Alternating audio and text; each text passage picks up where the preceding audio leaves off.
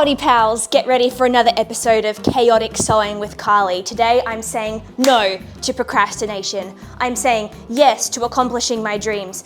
And I'm finally going to tackle all of these projects that I honestly have just been putting off all year. They're not boring, they're just not interesting enough to do, in my opinion, so the only way I've been able to wrap my mind around it is if I lump all of these tasks together and make it a race or a challenge. So that's what's happening today. I need to make pants. I literally cut those patterns out. I'm gonna cut out the pant pattern piece too because I don't wanna run out of fabric like 3 months ago and they've got dust sitting on them, so I need to sew that. I wanna sew a little dress as a gift for my sister-in-law-to-be. I also wanna make another activewear onesie and possibly a swimsuit. That one seems like a bit of a stretch, so we'll see how we go. Basically, I've just got a lot to do and I'm gonna try and do it all today because I'm feeling like it. I'm feeling like it. So guys, grab your works in progress or your snacks or whatever you want and let's be productive together. One fist bump equals one productivity. Let's do this. Side note, if we've never met before, my name's Carly. I love sewing. I'm so happy that you are here. And let's go! The first project of the day is sewing up this pair of Harper pants. I've already made these pants before. You'll find them in my whimsical pajamas video. And I am obsessed. I've worn these pants basically every single day to sleep, except for the days that I wash them. And they are actually just like the most comfortable pajama pants I've ever had, but they're also so cute. So like, I am obsessed. It's actually kind of rare for me to make something twice, but these are getting made again. They only have one pant pattern piece. It's kind of epic. And last time I made these, I was being super deluxe and I did all of this like beautiful seam finishes and everything, but my overlocker got serviced and it's fixed now. So I'm feeling like, let's just absolutely like race through this and zoom it on my overlocker. You feel me? I'm pro overlocker today.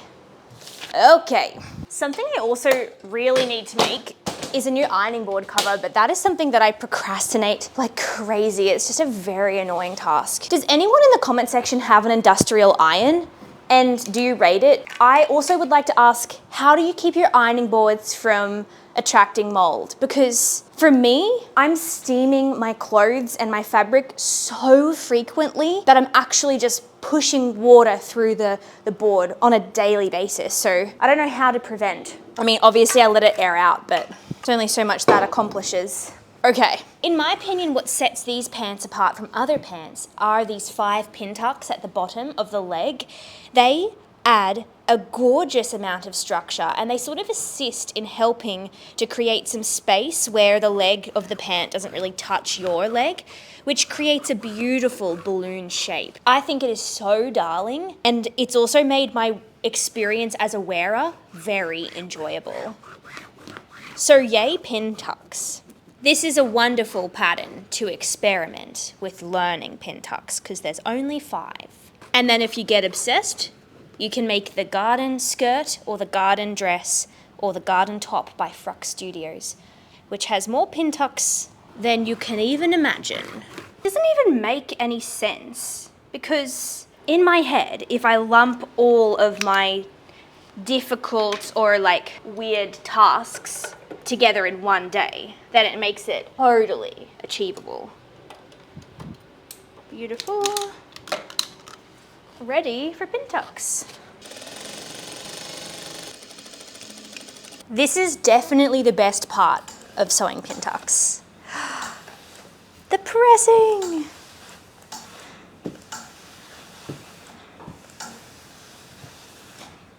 Gorgeous.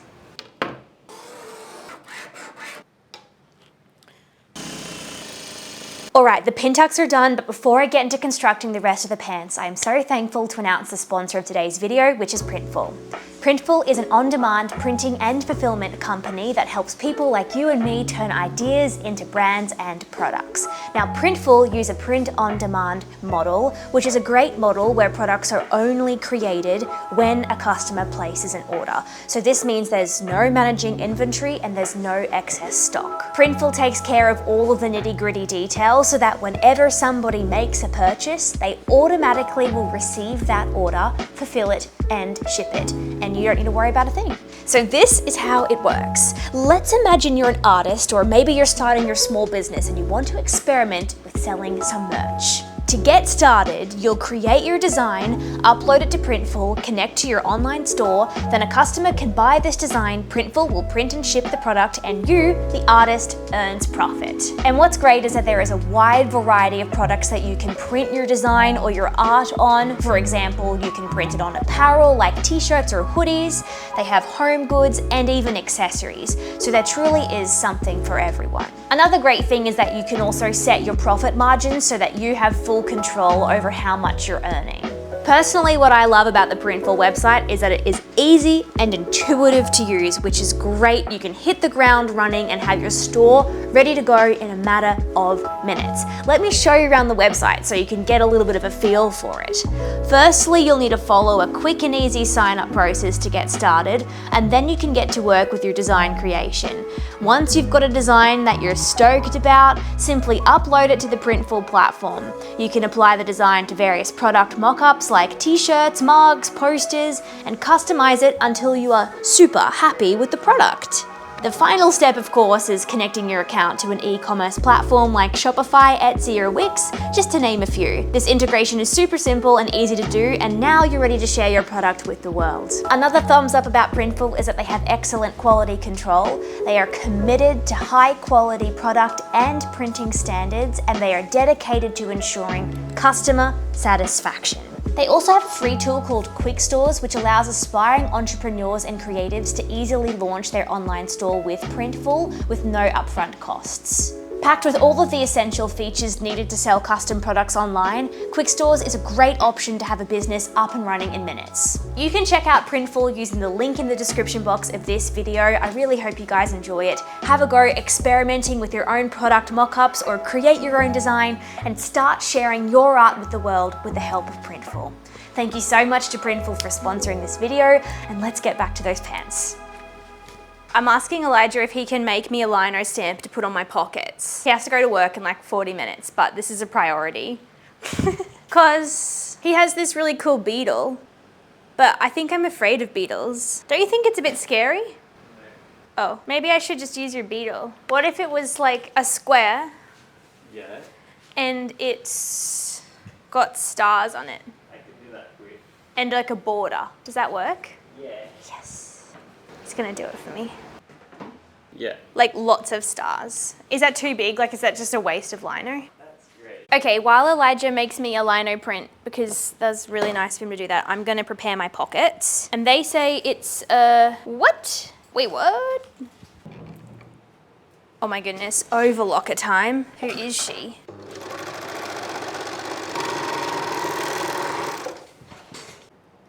And you just want like some stars. Or like whatever you want to do. This is good. Hopefully this is right. And then it's like this. Yeah. Come on.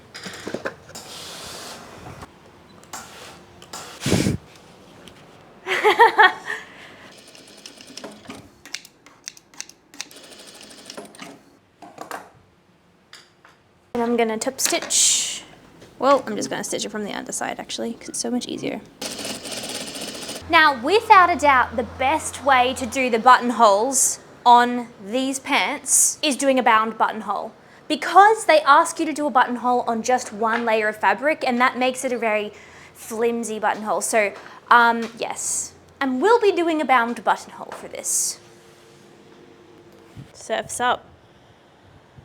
Cowabunga, dude. Are you laughing because you got such a long piece? Yeah. Did you go all the way around? Whoa, nice. Whoa! Looks awesome. Let's see if it works. Okay.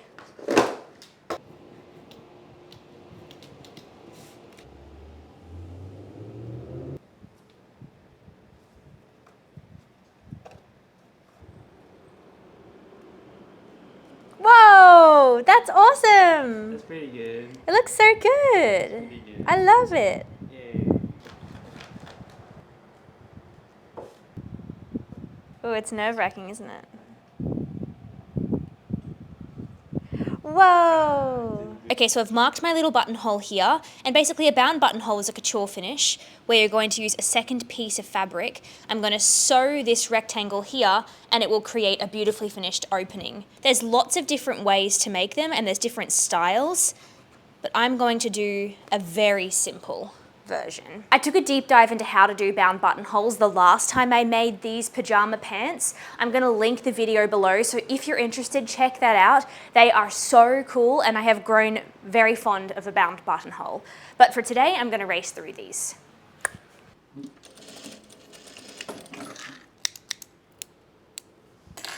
You can do a technique with the bound buttonhole where you bring this fabric forward and you create these little folds. It's kind of like a welt pocket construction, but I don't think that this pattern really calls for it, so I'm just going to do this little opening here because all it's doing is acting as a little hole to bring the ties through the waistband and the legs.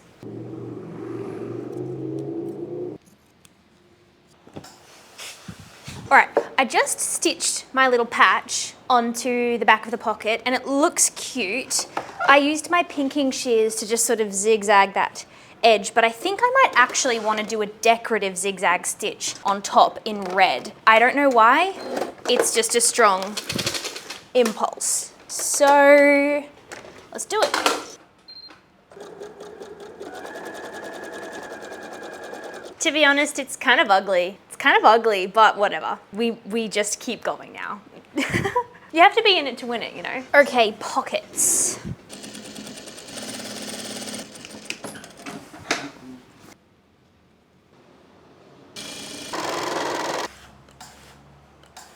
Okay, yay, they're done. I am so happy. I have had these pants cut out and ready to sew for way too long. So I'm feeling very good about ticking this off my list. Check.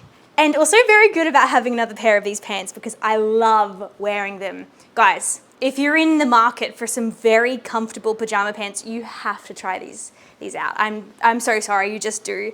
The Harper pants. I think they're by Ready to Sew. I'm just gonna link it in the description box. I rate them. And the pocket's actually kind of cute. I don't know, it's kind of growing on me now. Okay, next project. I was hardcore judging myself for how long that was taking me. But do you know what? The feeling of completing a task is just so wonderful. I'm feeling good again. I just needed a little win. These days, my favorite way of storing a pattern is just doing a hole punch through the pattern, threading all the pattern pieces onto a piece of string, creating a loop, and then this just goes on a coat hanger in my closet. It's a little hard to tell which pattern is which, but it's good in terms of storing them in a way that they're still accessible. Something else that I'm just going to add to my to-do list to make me feel even more accomplished is finally washing this fabric that I bought months ago. And it's just been sitting here. I've been too scared to wash this because it's a $64 a meter merino jacquard. It's so pretty. I don't think this lighting quite gives you the beautifulness of it, but it's so beautiful. We're gonna wash it, and I'm just gonna get over my fear of making a mistake. Boom. Right, so next on the chopping block is I'm going to make another roving romper by Gracie Steele. I have this organic cotton. It's like a lavender flower print. It's spandex. And then I have this athletic knit. I don't remember what they're called. And so my plan is to line the garment with that and make it. I am a little bit worried because the direction of greatest stretch is not necessarily the way that I've cut this. It's just that it's a directional print, so it's gonna look kind of crazy if it's not, you know, exactly like this. It's still a 4-way stretch, so I'm hoping it works, but definitely the vertical stretch is bigger than the horizontal, so we'll see. We'll see. A lot of people are like, stretch sewing is so fun and so great, and like, I'm trying. I'm really trying, but there are a lot of variables. Just for example, if you use different kinds of fabrics, you're going to get very different results. And I find that to be a little bit stressful. I love non-stretch because it's just like, I know exactly what to expect here. It will not stretch. But here's to practicing things even if they're a little bit intimidating. Because there simply is not a way to get better at something unless you practice. It should seem that people often make this pattern using one layer of fabric, but it always just seems like not enough coverage for me. I don't know. Maybe I have to try it though, one day. Because I'm doubling up the fabric, I always will baste the 2 pieces of fabric together first, and it takes a lot of time, so this time I wanted to see if I could just overlock it together, and it worked so poorly. Just to let you know, it was a science experiment. It just is really bad around this sort of area where the fabric ends up bunching up a bit weird. You just do not have enough control to effectively do it. So I'll recut the front and I will baste everything by hand. Takes longer, looks better, so whatever. Pals, I've had a breakthrough. I've had a big breakthrough. It's actually a couple days later. I got a little overwhelmed with my attempt to sew fast. I have become such a slow sewist this year, and honestly, I've really been enjoying it. So the idea of just like pumping out some tasks has felt a little overwhelming. It's okay. I'm back on the train now, and I have fresh excitement because I have had a major discovery. Okay, so what's happened is I have made the whole roving romper off camera. So sorry. I didn't want to fail on camera. That's what was going on. It's really good. It's my best iteration yet. I just have to figure out how to do the elastic tension perfectly. Like, it's just a little bit hard to get that perfect all the way around.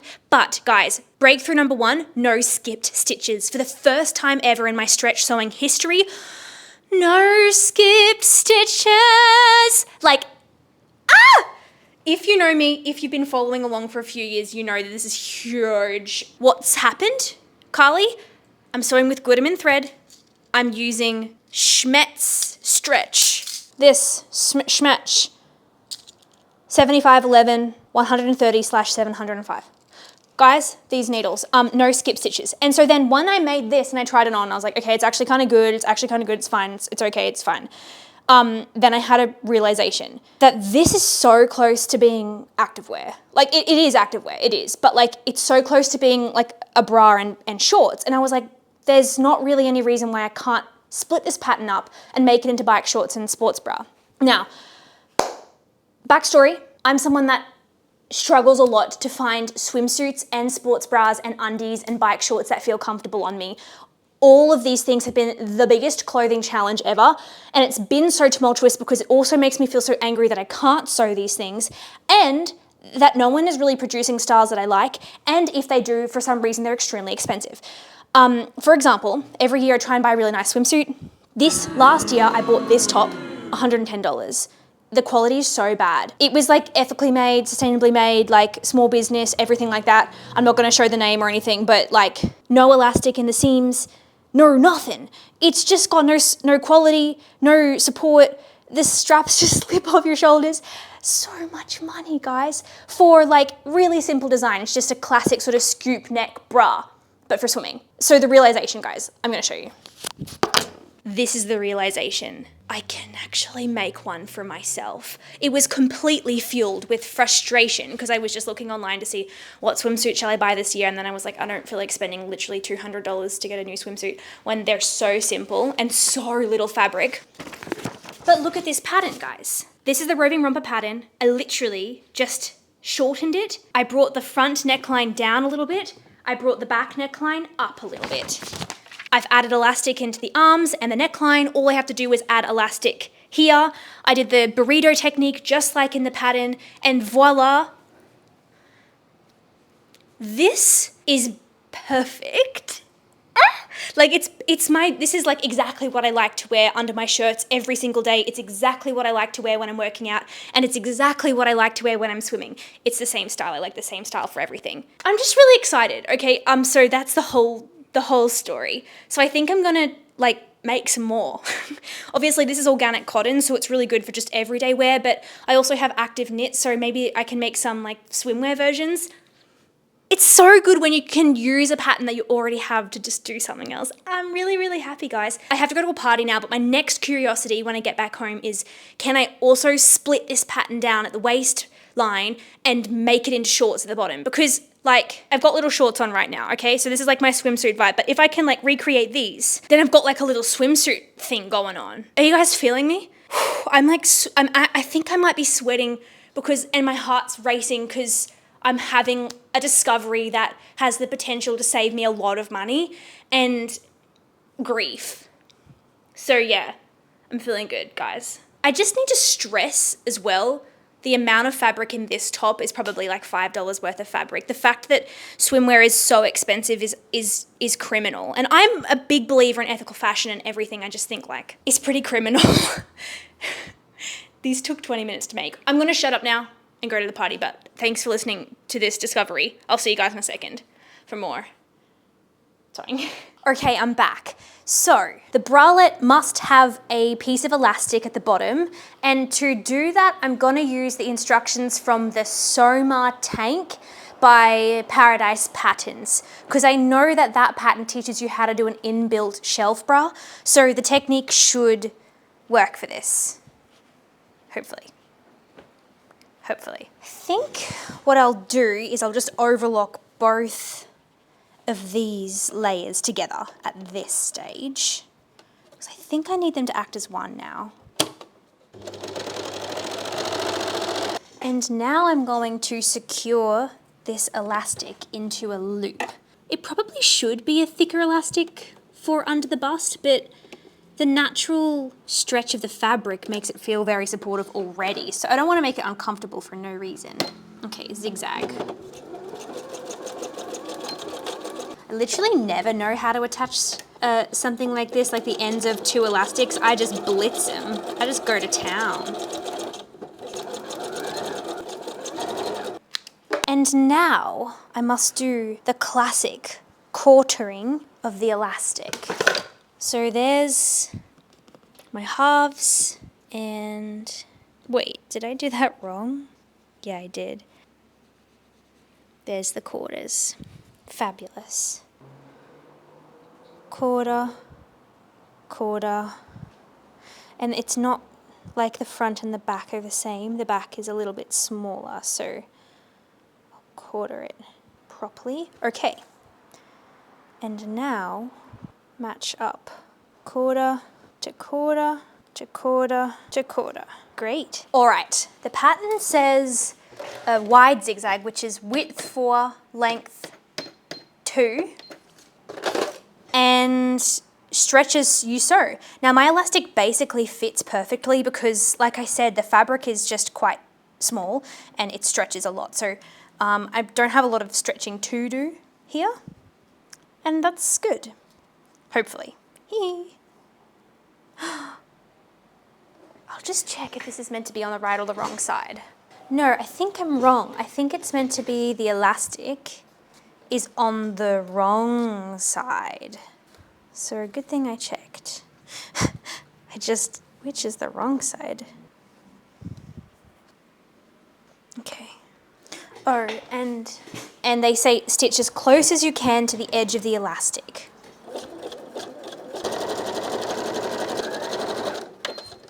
Yay! Look at that, everyone! Are y'all catching this? Look how nice! It looks a little like homely at this stage, but when it's on, it'll be cute. I'll just blitz it with some steam. Just hopefully gets the elastic shrinking back up again. Okay, and it's done. I'm feeling really excited about this. This feels like my ideal everyday bra for exercising and for just living my life. I'm very encouraged and excited to make more. But now I think I'm curious to see if I can make shorts out of the roving romper pattern, because that would be incredible too. This is feeling like one of the most practical things I've ever made. I think that this arm needs to come down a tiny bit. You can kind of see it's just ever so slightly high, but like for a first go, I'm very, very excited. Okay, I just made the little bike short version and it's actually basically perfect. It does dip a little bit at the back, just here at the waistband, and I would need to add a little bit more excess at the top so that I could sew the elastic and then fold the elastic over for the waistband. But I'm kind of like, there's no reason why these can't be bike shorts, and if they're even shorter, there's no reason why they can't be little swimming shorts. So I think we're really onto something at this stage. I'm gonna keep following my curiosity and see if I can't like make some undies or something. I'm just having this feeling like, wait, I can do this. So I'm just gonna keep pushing through. The reason why I'm not committing to those little shorts is because with only one layer of fabric, the fabric is a bit see-through. So I would never wear them, but still exciting. Hey pals, I was going kind of crazy last night. My stretch sewing realizations were invigorating me, and I actually whipped out a little pair of swimmer shorts. These are literally just the bottom section of the Roving Romper by Gracie Steele. They fit perfect. I'm not going to show you because I'm too shy, but I'm really excited, guys. I'm yet to make a little top to match this, to swim in, but, oh.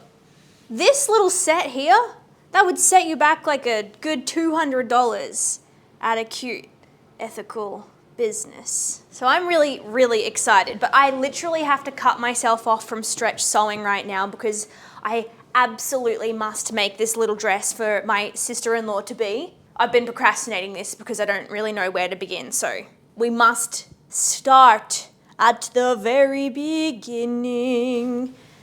The inspo for this garment is a dress by Dickies Studios. It's like a little A-line mini dress, but the detail that's scaring me is it has this like elastication going on. Can you all see it? It has this elastication going on in the shoulder seams. I don't know how it works. So I have an idea and I'm just gonna give it a go. And I'm gonna drape it. For some reason, it feels easiest for me to drape stuff at this time in my life. Or like pattern make on my dress form. Okay, it's kind of like not square, but it's a little bit square. And it's not that low. I literally love my dress form so much. It's actually crazy. Because I can actually see the vision. Okay. Okay. Oh, and I need this section is just so little fabric. It's like this. It's low-key like that much fabric. No, it's, what the heck? Okay, so I think it's like this is a lot higher than I've made it. And then this needs to come around so it's like, yeah, that's better. Because it's not meant to go all the way underneath the arm. I think that's going to be more closer to the money. And I am just going to extend these pattern pieces here so I have extra room for the button placket thing. Okay, slay. And then if I like forward that around, it would be, yeah. Like, I think I'm going to make it like that. Just sort of pretty. And then this next section down here is gonna be an A-line, but I'm just gonna, yeah, no, we're good. I'm just gonna like make 2 small pattern pieces to get me started, just so I get the correct armhole shape.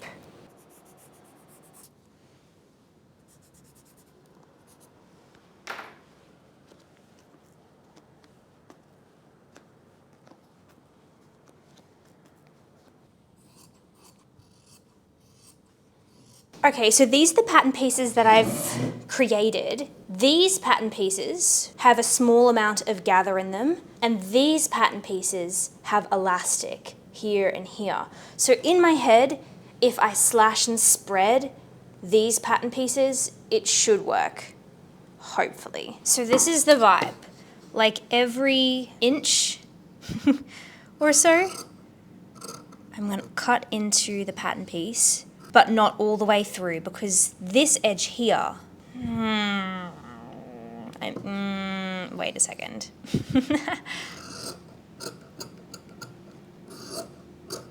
Okay, no, the easiest way is if I cut all the way through, I believe.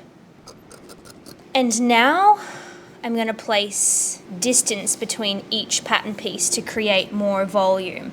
I'm going to put 1 inch between each. Yeah, gee, it makes me nervous. It could be too much. I guess I've sort of doubled the fabric here. Let's pull it back a bit. Let's pull it back a bit to like this much. Okay.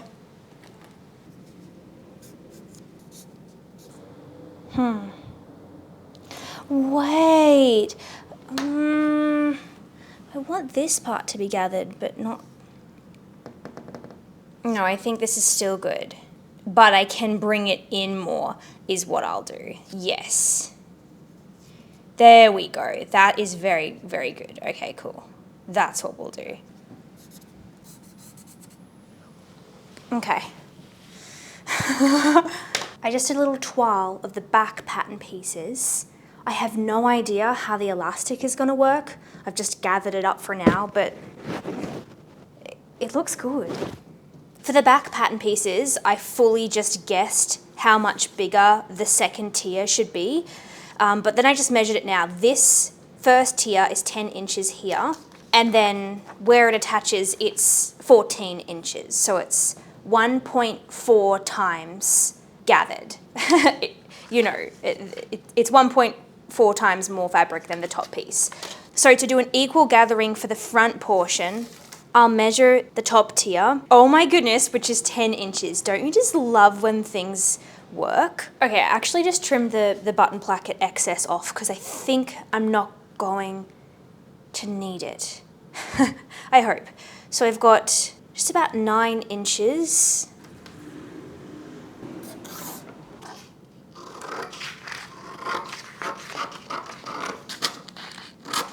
All right, pattern pieces are done. And now it is toile time. Yes, I'm toiling in a beautiful fabric because hoping that this goes well.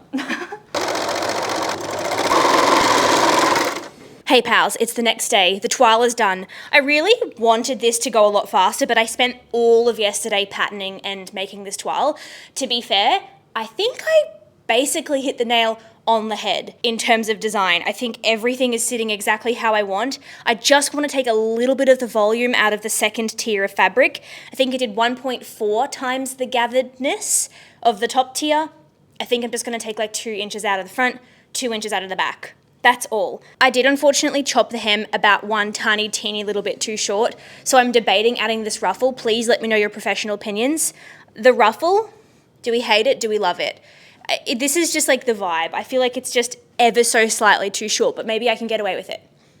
Let me know. Anyway, the agenda for today is to make this dress out of the beautiful white linen that I bought from the fabric store. So let's speed run that. Wait, check out the neckline up close. Isn't it so adorable? Little button placket, little elastic around this little sleeve thing. Okay, let's sew. Spoiler alert, I did the ruffle.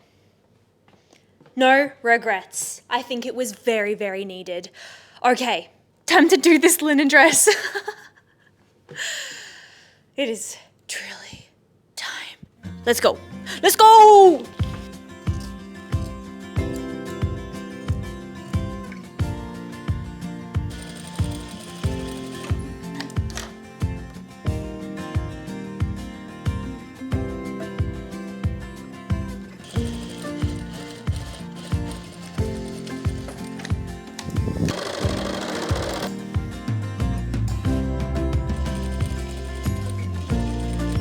To do the placket at the front of the dress, I'm going to be using the instructions by Spaghetti Western Sewing for the Juno dress. These are the best half button placket instructions I've ever encountered, so highly recommend if you've ever struggled with this technique. Okay. Fold that way, and then fold this way, and then just make sure Yep. So as you can see, I've sewn the 2 plackets there. And now I cut down the center fold until I reach this little triangle. And then at this stage, you cut all the way in, just ensuring you don't cut past the placket.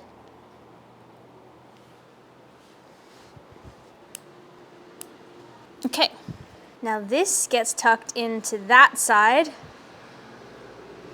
Now for me, the next step is that I'm going to attach the top portion of the dress, but this is really cool. You just tuck in those tails, they go on the inside of the dress, and then what's gonna happen is basically you sandwich these little plackets over the seam allowances. That's 1, and then the top one goes on top.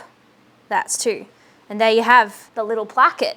It's fantastic. Okay, the gathered portion of the dress is being attached to the top portion of the dress.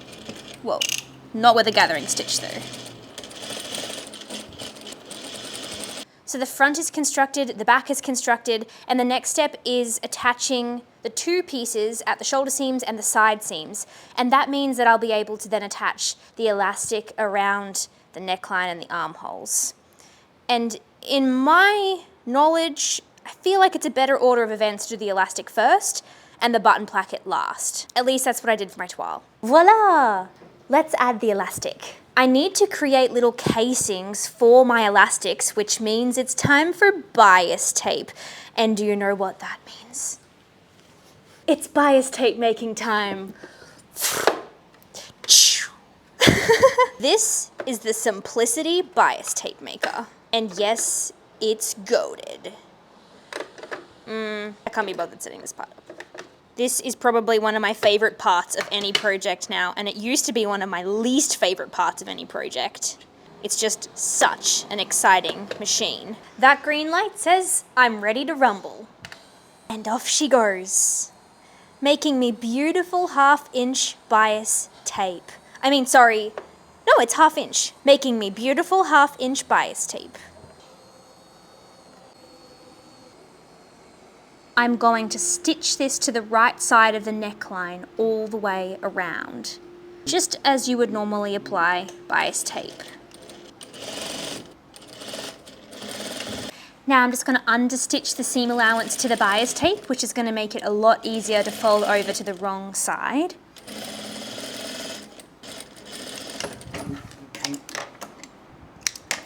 And finally, flip the bias tape to the wrong side, creating a channel big enough for my elastic, which is 1/4 inch.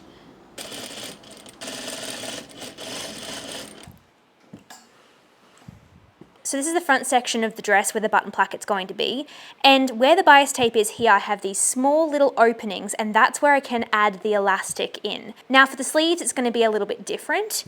I only want elastic to go at the top portion of the sleeve. So what I'm going to do is finish the whole armhole with bias tape, but only stitch it completely down in the section where I want elastic.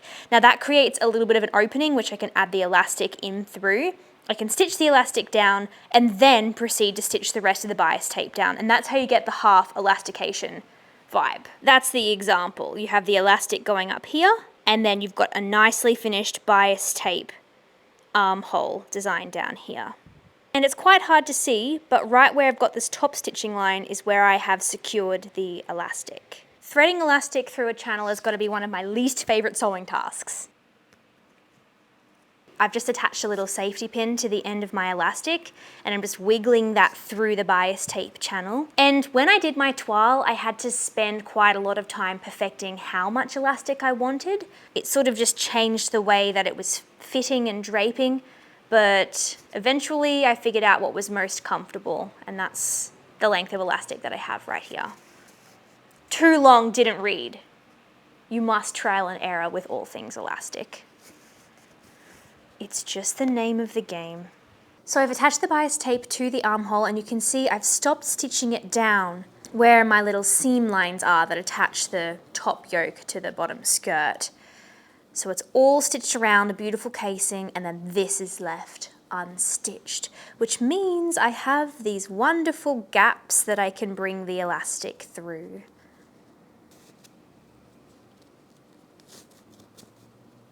I'm just going to secure this elastic on this side by stitching a few times over this top stitching here. Great, and now that it's secured, I'll bring the elastic all the way through.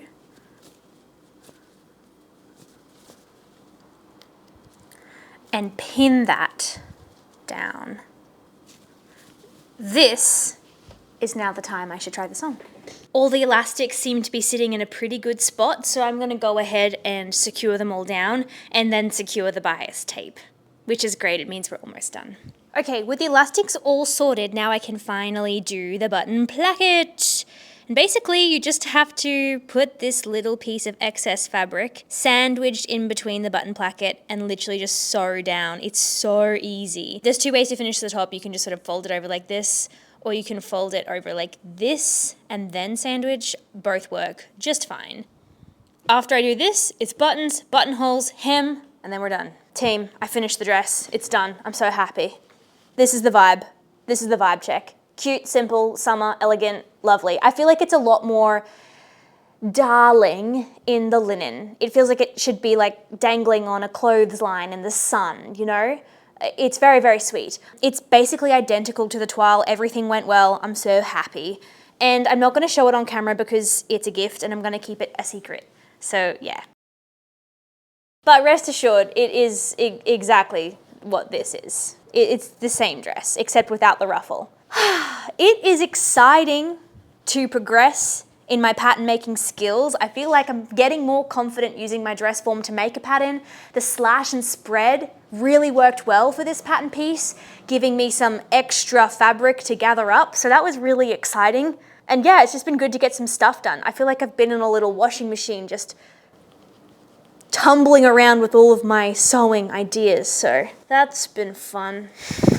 Anyway, that's where I'm going to cut myself off for this video because honestly, the more I sewed and the more I got through my to-do list, the more I was like, oh wait, I forgot about this and that and this and that. So yeah, I'm going to say, Carly, stop for now.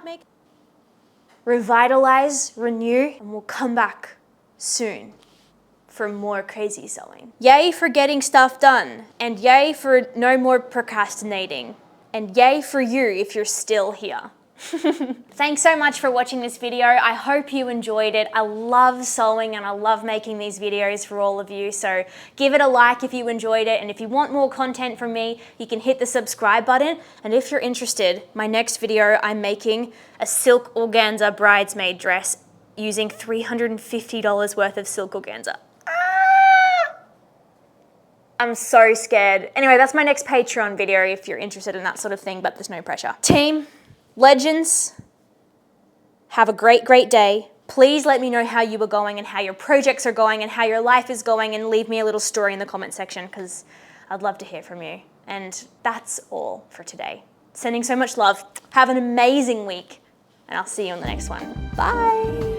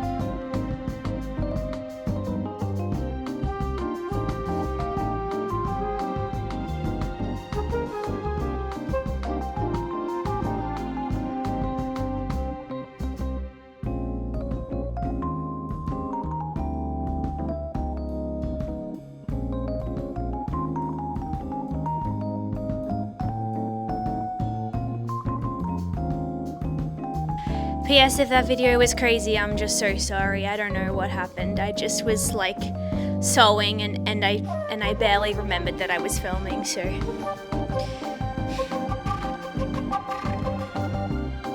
That's for you, and that's for you. Just in case that was a really crazy video. Did you take it?